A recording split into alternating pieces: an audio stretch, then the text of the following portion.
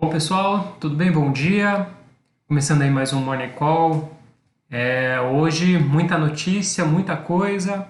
Eu vou dividir esse Morning Call em. A gente agora vai falar rapidinho só de mercado, como o mercado fechou ontem. Eu faço um outro vídeo, também um pouco mais curto, para falar só da reunião do Copom. Tá certo? Bom, vou fazer de um jeito diferente agora.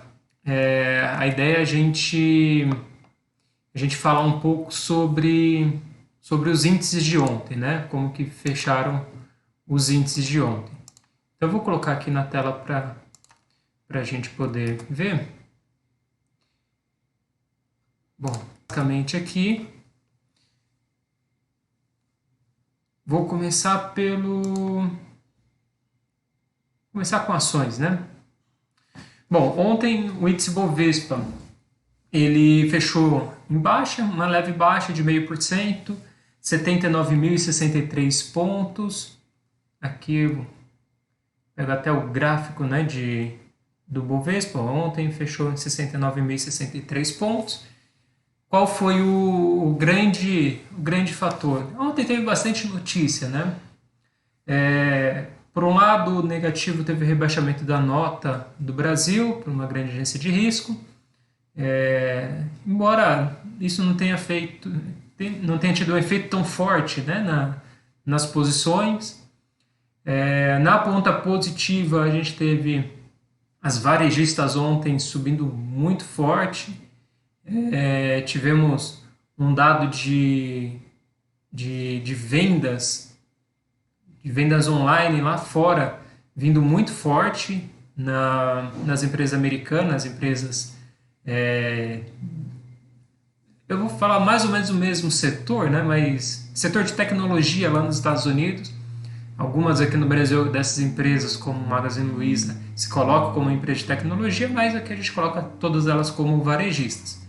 Então, esse resultado positivo lá fora, lá nos Estados Unidos, para as empresas de tecnologia, acabou também, de certa forma, refletindo aqui no Brasil. E aí é empírico isso, né? Como as pessoas estão em casa, a maioria usando as plataformas digitais para poder fazer compra de mercadorias, acaba sendo bom para as varejistas que têm esse serviço de entrega online, de vendas e entregas online. Então, elas vieram com uma alta muito forte ontem. Bom, não sendo suficiente aí para poder segurar o índice na ponta positiva.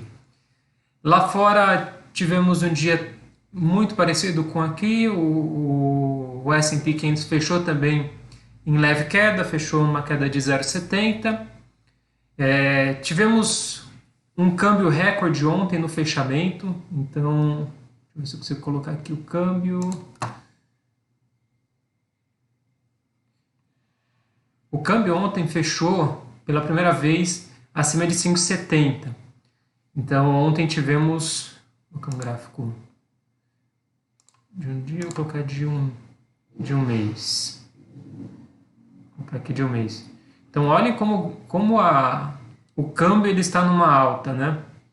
Em um mês ele subiu fortemente, saiu ali de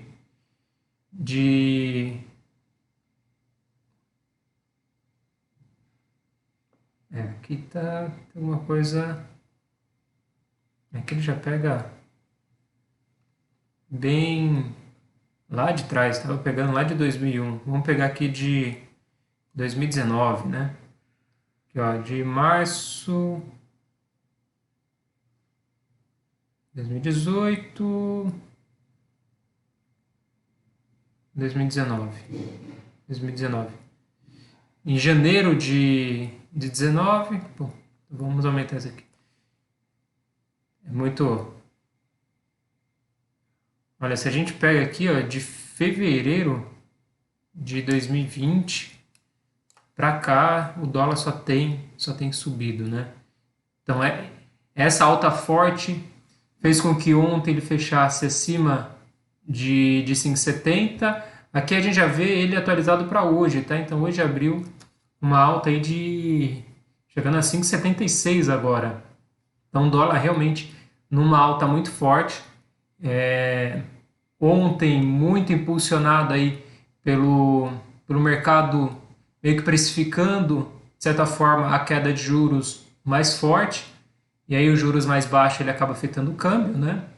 A ideia de o investidor estrangeiro, o cara que tem dinheiro, ele pensa em investir no Brasil ou nos Estados Unidos. Vai investir no Brasil, que é um país mais arriscado, se tiver um prêmio por esse risco muito alto, uma taxa de juros mais alta. À medida que essa taxa de juros cai, ele sai do Brasil e vai concentrar nos Estados Unidos o dinheiro.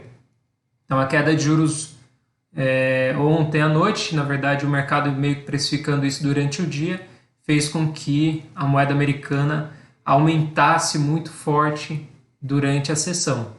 E hoje, após a consumação da queda de juros, hoje ele continua nesse movimento de alta.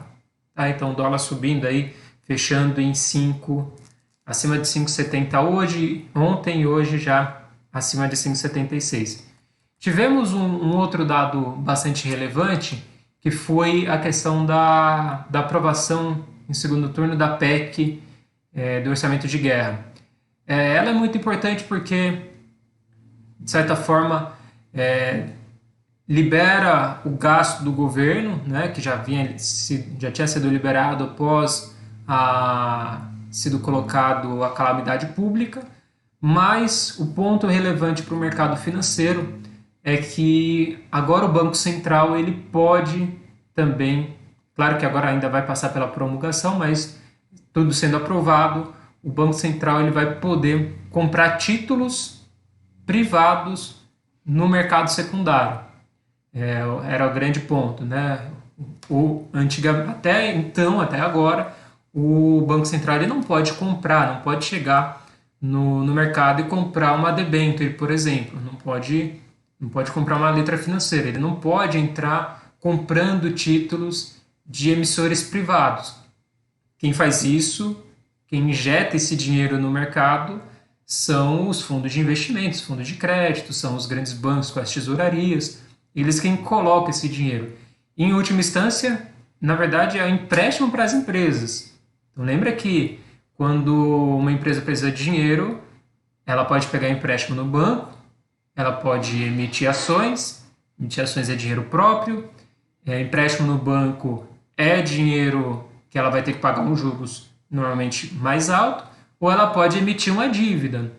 Em vez de fazer uma dívida com o banco, ela emitir uma dívida para os investidores.